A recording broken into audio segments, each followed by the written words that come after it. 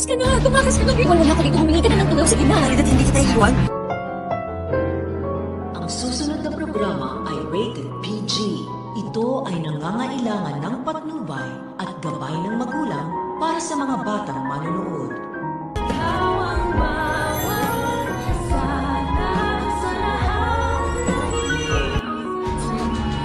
Magkaiba naman si Harry tsaka yung tatay niya eh. Sana lang talaga gawin ni Harry yung tama.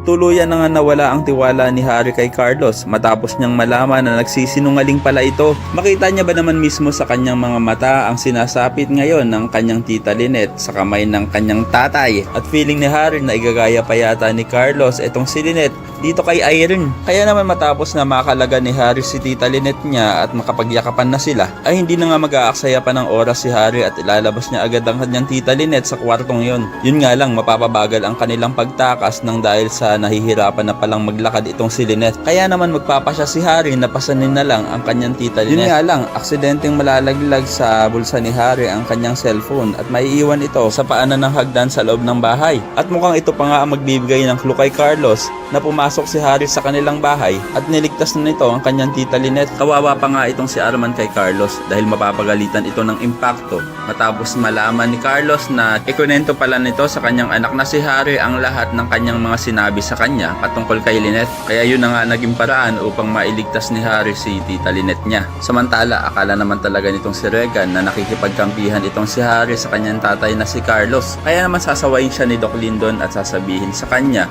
na give him the benefit of the doubt. Pagtatanggol pa ni Annalyn na magkaiba naman daw si Doc Carlos at si Harry at sana nga daw ay ginawa ni Harry ang tama. Kaya naman kung isa ka rin sa mga umaasang sana talaga ay maihatid ng matiwasay ni Harry ang kanyang tita Lynette, ay pakilike ang video na ito and don't forget to subscribe. Thanks for watching and see you next time. Bye bye!